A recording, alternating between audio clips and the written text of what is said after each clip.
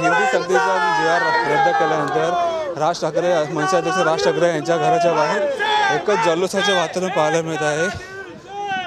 कार्यकर्ते आहेत ते सध्या आता जमायला सुरुवात झालेली आहे। पाहायला गेलं तर राज ठाकरे यांच्या घराच्या बाहेर आता मोठ्या प्रमाणात जल्लोषाचे वातावरण आपल्याला पाहायला मिळत आहे। आपल्याबरोबर काही मनसेचे कार्यकर्ते आहेत। संदीप देशपांडे आले आहेत। आपण संदीप देशपांडेंशी चर्चा करून घेऊया। संदीपजी जी.आर. रद्द करण्यात आला आहे, काय सांगाल?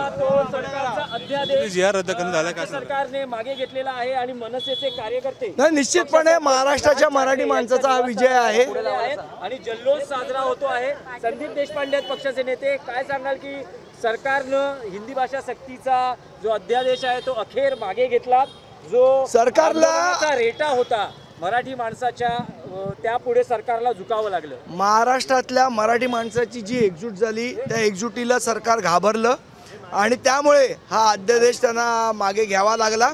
मला असं वाटतं ही महाराष्ट्रातल्या तमाम मराठी माणसांचा विजय आहे आणि ज्या पद्धतीने राजसाहेबांनी सगळ्या मराठी माणसांना एकत्र केलं त्या एकजुटीचा विजय आहे। नक्कीच पाहायला गेलं तर इथे आता राज ठाकरे यांच्या निवासस्थानात सोडण्यात आलेले आहेत। जल्लोष देखील जोरात करत आलेला आहे। मनसेचे कार्यकर्ते असतील, संदीप देशपांडे असतील, हे आता त्यांच्या घरात इथे सगळेजण राज ठाकरे यांच्या घराच्या निवासस्थानी बाहेर जमलेले आहेत। फटाक्यांचा जल्लोषात आहे। मोठ्या प्रमाणात इथे फटाक्यांचा जल्लोष देखील केलेला, आंदोलनाची घोषणा केली होती।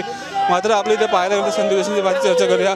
आंदोलनाची घोषणा केली होती, आता आंदोलन मागे घेतलं, त्यानंतर आता हा एकूण निर्णय झालेला आहे। तरी पुन्हा एकदा तुमची प्रतिक्रिया जाणून घ्यायची आहे की मराठी माणसाच्या आंदोलनाच्या रेट्यापुढे राज्य सरकारला झुकावं लागलं। निश्चितपणे ज्या पद्धतीने हा आपल्याला आठवत असेल 16 एप्रिलला जेव्हा निर्णय झाला तेव्हापासून महाराष्ट्र नवनिर्माण सेनेने या आंदोलनाची हाक दिली होती।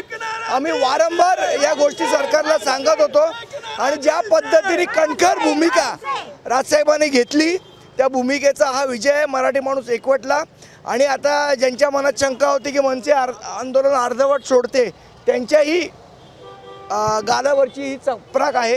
मला असं वाटतं त्यांनी हे ध्यानात ठेवलं पाहिजे। तयारी आहे का की विजयोत्सव, मराठी माणसाचा जो विजयोत्सव आहे त्यात तरी किमान आता ठाकरे मराठी माणसं एकत्र विजयोत्सव साजरा करतील आणि एकत्र काय मोर्चा काढायचा विजयोत्सव काढायचा याचा निर्णय राजसाहेब ठाकरे घेतील। पण कधीपर्यंत देश विदेशातील प्रत्येक घडामोडींचे लाईव्ह अपडेट मिळवण्यासाठी आता साम टीव्हीच्या सर्व सोशल मीडिया प्लॅटफॉर्मला लाईक, फॉलो आणि सबस्क्राईब करा। तसंच सर्व नोटिफिकेशनसाठी बेल आयकॉन प्रेस करायला विसरू नका।